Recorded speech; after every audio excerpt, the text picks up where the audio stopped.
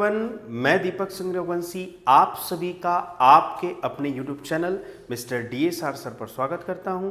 और RD शर्मा के important question की सीरीज में आज हम देखने वाले हैं कि 3√2 रैशनल नंबर इरेशनल नंबर है या नहीं।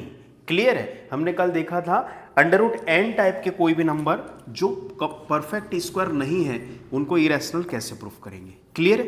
तो हमारी परंपरा में आगे बढ़ते हुए हमने देखा कि सबसे पहले जो इरेशनल प्रूफ करना है, वैसे तो ये इरेशनल है क्योंकि rational into irrational, rational plus irrational का रिजल्ट भी इरेशनल नंबर ही होता है, रैशनल माइनस इरेशनल का रिजल्ट भी इरेशनल नंबर होता है, रैशनल अपॉन इरेशनल का भी रिजल्ट इरेशनल नंबर ही होता है, और रैशनल इंटू इरेशनल का भी रिजल्ट इरेशनल ही होता है। तो ये तो है, लेकिन मैथमेटिक्स में हमें चीज़ों को प्रूफ करना पड़ता है। तो देखिए हम प्रूफ करते हैं कि ये कैसे इरेशनल नंबर है। क्लियर है? तो सबसे पहले मान लो कि वो इरेशनल नंबर नहीं है, हमने उसे क्या मान लिया कि वो रैशनल नंबर है। Let us assume to the contrary that 3√2 is a rational number, then there exist coprime positive integer a and b। अगर वो रैशनल है तो वो रैशनल नंबर की डेफिनेशन क्या होती है कि वो a अपॉन b के समान होगा, न्यूमरेटर अपॉन सॉरी डिनोमिनेटर के समान होगा, और सच दैट जो a और b है को प्राइम पॉजिटिव इंटीजर है। a और b को प्राइम पॉजिटिव इंटीजर का मतलब ये होता है कि जैसे 5/7 टाइप का कोई नंबर है, को प्राइम का मतलब जिसके न्यूमरेटर और डिनोमिनेटर में मल्टीपल 1 है, जिसका HCF हायर कॉमन मल्टीपल कितना हो जाएगा 1। क्लियर?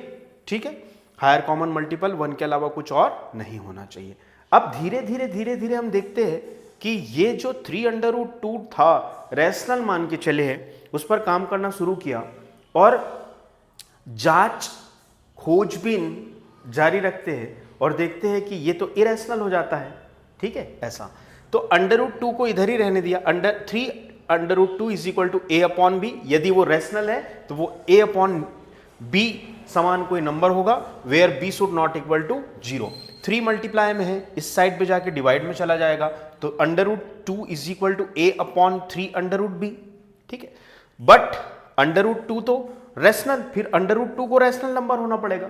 यदि ऐसा हुआ तो √2 को रैशनल नंबर होना पड़ेगा, क्योंकि यदि 5/7 टाइप का a की प्लेस पे यदि हम 5 रखें, b की प्लेस पे यदि हम 7 रखें, तो इसमें 3 का मल्टीप्लाई करने से क्या फर्क पड़ता है? क्लियर है? 5/7 कोई फर्क नहीं पड़ता। तो ये जो है √2 तो हमने पहले प्रूफ कर चुके हैं कि √2 इज इरेशनल नंबर। कौन सा नंबर है? Irrational number. ये हमने प्रूफ कर दिया, ये प्रूव्ड है। क्या है? प्रूव्ड। ये जो क्वांटिटी हमने रैशनल मानी थी वो तो एक इरेशनल नंबर के इक्वल आ गई। जो क्वांटिटी हमने रैशनल मानी थी a upon B is rational number, तो वो तो इरेशनल नंबर के बराबर आ गई, इक्वल आ गई। तो ये जो क्वांटिटी इरेशनल के बराबर आ गई, इक्वल आ गई, तो ये if a upon 3 into B irrational है तो a अपॉन बी भी इरेशनल होगा। मतलब हमने जो माना था वो गलत है। जब a अपॉन बी इरेशनल होगा तो उसके सामने वाला 3√2 भी इरेशनल, 3√2 भी इरेशनल नंबर ही होगा। क्लियर है? ऐसा। ठीक है, तो क्या हो गया यहां पर? यहां हुआ कि √2 इज रैशनल नंबर, बट हमने देखा था कि 3a and b are integer, so a upon 3b is a rational number. a upon 3b क्या हो जाएगा? Rational number. बट वो किसके इक्वल आ गया? इरेशनल नंबर के। क्लियर है? तो जब वो इरेशनल नंबर के इक्वल आ गया तो उसको खुद को भी इरेशनल होना पड़ेगा। सो इसको यदि इरेशनल होना पड़ेगा तो a अपॉन बी को भी इरेशनल होना पड़ेगा, और वो किसके इक्वल है? 3√2 के। तो 3√2 को भी क्या होना पड़ेगा? इरेशनल ही होना पड़ेगा। मेथड समझदारी से ही समझ में आएगी। क्लियर है? मेथड को समझने के लिए समझदारी का उपयोग करना पड़ेगा। So √2 is a rational number और ये तो पॉजिटिव इंटीजर है।